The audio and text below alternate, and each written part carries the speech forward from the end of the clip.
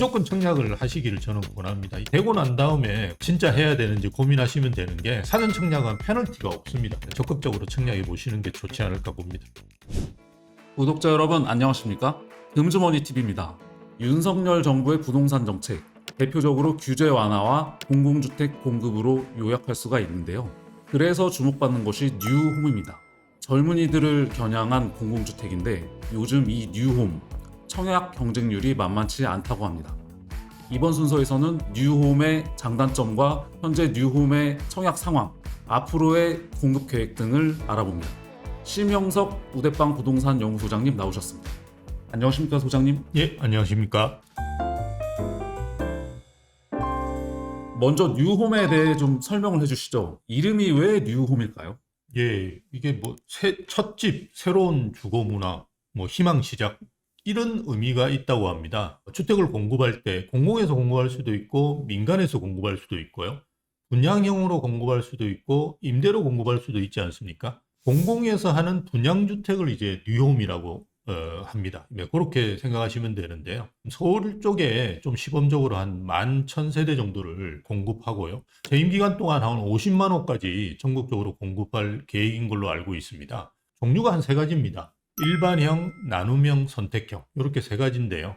선택형은 사실은 그 임대로 일단 공급을 합니다.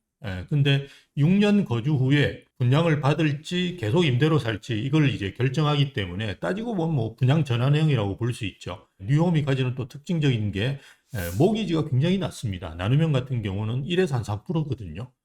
뭐 이런 이제 모기지를 낮춰가지고 입주자들이 부담을 덜어준다. 이런 정도 큰 장점이라고 볼 수 있겠죠.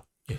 뉴홈이 지금 2월하고 6월에 예. 두 번에 걸쳐서 이렇게 사전 청약이 이루어졌었는데요. 그렇죠. 예. 이 지역을 살펴보니까 꽤 이 수요자들의 선호도가 높은 지역들이 많은데 예. 실제로 이 반응이 어땠는지 좀 궁금합니다. 2월 달에 첫 사전 공급을 할 때 1381가구를 모집했는데요. 15,353명이 신청했으니까요.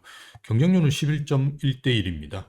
특히나 이제 우리가 주목해서 봐야 될 부분이 뭐냐 그러면 나눔형 주택 경쟁률이 12.8대 1로 제일 높았어요. 그리고 우리가 특별 공급 같은 경우는 청년, 신혼부부 생애 최초 이렇게 세 개로 나눠지는데요.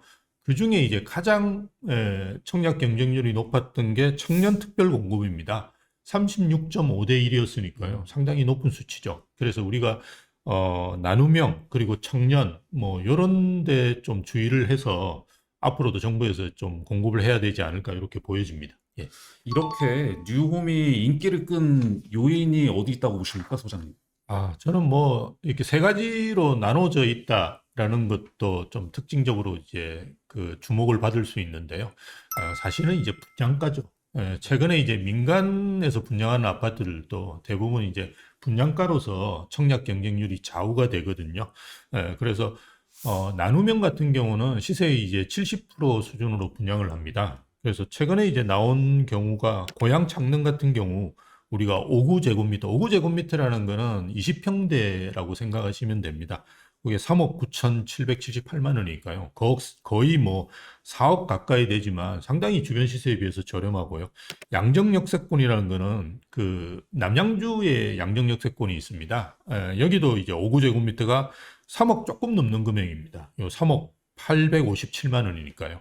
그리고 남양주 진접 같은 경우는 이제 5구제곱미터가 3억 3,748만 원이니까요. 주변 시세 대비 7, 80% 또는 뭐 5, 60% 정도 수준에서 공급한 게 가장 큰 흥행의 요인이라고 볼 수 있습니다. 그런데 최근 이 뉴홈에 예, 부적격 당첨자들이 예. 좀 속출을 하고 있는 것 같은데 맞습니다. 예, 당첨자 중에 16%가 넘어가는 수치는 좀 많은 것 같은데요. 예. 어떻게 이렇게 공공주택 청약에서 이런 일이 있을 수가 있을까요? 예, 흥행은 상당히 되고 있거든요. 말씀드렸다시피 1차가 우리가 15대 1 정도 됐는데요. 2차가 이제 48대 1 정도 됐으니까 한 3배 정도 늘었습니다. 청약 경쟁률이. 그럼에도 불구하고 이제 부적격자가 많이 늘어나는데요. 우리가 이제 적격한 게 뭐냐 그러면 자산과 소득 이 두 가지를 다 갖춰야 됩니다. 근데 대부분 소득은 직장인들은 뭐 유리할 지갑이기 때문에 다 드러나지 않습니까? 그래서 너무나 명확하기 때문에 문제가 없는데 이게 자산 기준이 생각 못했던 것들이 들어가 있는 거죠. 뭐 전세보전금이라든지 연금보험이라든지 뭐 이런 것들을 자기는 생각을 못했고 이제 청약을 넣으신 분들이 이제 부적격자로 되는 겁니다.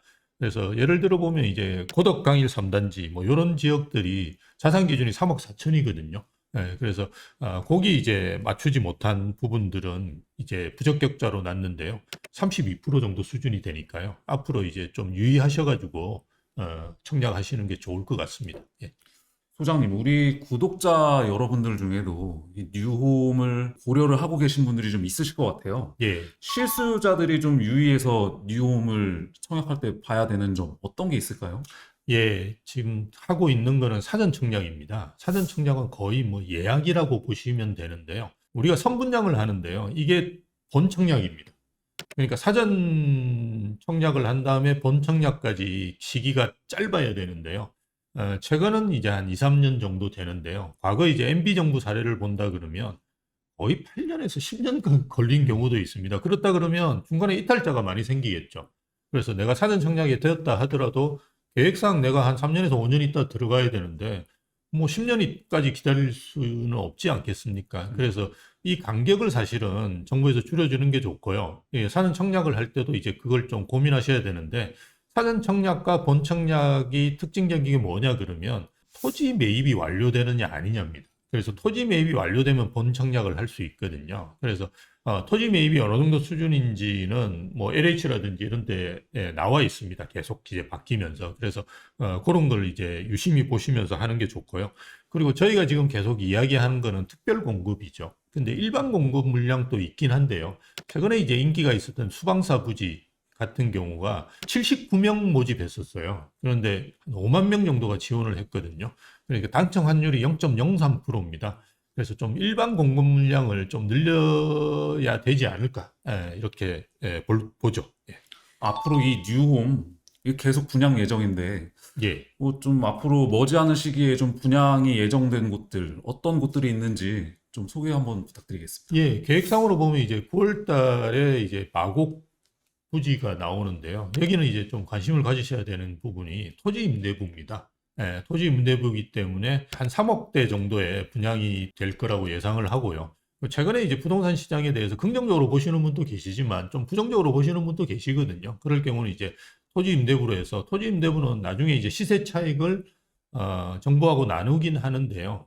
70%를 그래도 가져갑니다. 그래서 그런 점들은 굉장히 좋기 때문에 뭐 관심을 가질 볼 필요가 있고요. 뭐 12월 달에는 마곡도 나오지만 위례 같은 데들도 나오고요.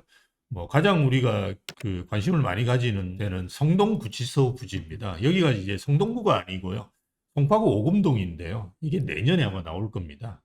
이런 데들은 좀 언제 나오는지를 관심을 가지고 무조건 청약을 하시기를 저는 권합니다. 되고 난 다음에 내가 이걸 진짜 해야 되는지 고민하시면 되는 게 사전 청약은 페널티가 없습니다. 그렇기 때문에 그냥 적극적으로 청약해 보시는 게 좋지 않을까 봅니다. 예. 지금까지 윤석열 정부가 야심차게 내놓은 공공주택 뉴홈에 대해서 알아봤습니다. 저희 금주머니 TV는 앞으로 뉴홈의 청약 시기, 진행 상황, 공급 예정지가 발표되는 대로 유용하게 아셔야 할 팁과 함께 구독자 여러분들을 찾아가겠습니다. 심영석 소장님 수고하셨습니다. 예, 감사합니다.